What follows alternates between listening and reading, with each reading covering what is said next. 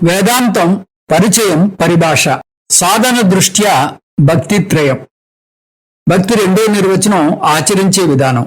సాధన దృష్ట్యా భక్తిత్రయం. ఇప్పుడు భక్తి రెండో నిర్వచనం చూద్దాం. పురుషార్థాల్లో ఉన్నతమైన పురుషార్థం మోక్షాన్ని సాధించడానికి ఉపయోగపడే సాధన పద్ధతి. దీన్ని ఆచరించాల్సిన పద్ధతిగా వర్ణించడానికి యోగం అన్న పదం కలిపారు. అంటే భక్తిని ఆచరించాల్సిన పద్ధతిగా వాడితే భక్తి యోగం అంటారు.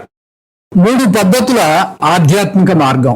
తర్వాత ప్రశ్న, భక్తి యోగం అంటే ఏంటి? ఏ పద్ధతిని సూచిస్తోంది అది? పురుషార్థాల్ని సాధించడానికి 3 పద్ధతుల్ని చర్చించాం ముందు అంశాల్లో. అవి కర్మయోగము, ఉపాసనాయోగము, జ్ఞానయోగము. అప్పుడు భక్తి యోగం మాటే తలపెట్టలేదు. మరి భక్తి యోగం అంటే ఏంటి? అది 4వ పద్ధత అన్న ప్రశ్న వస్తుంది. జవాబు, భక్తి యోగం అనేది వేరే ప్రత్యేకమైన పద్ధతి కానే కాదు. ఈ 3 పద్ధతులను కలిపి వాడే పద్ధతి భక్తి యోగం.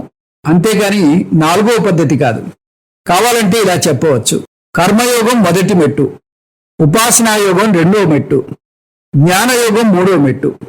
కర్మయోగం ప్లస్ ఉపాసనాయోగం ప్లస్ జ్ఞానయోగం ఈజ్ ఈక్వల్ టు భక్తి యోగం.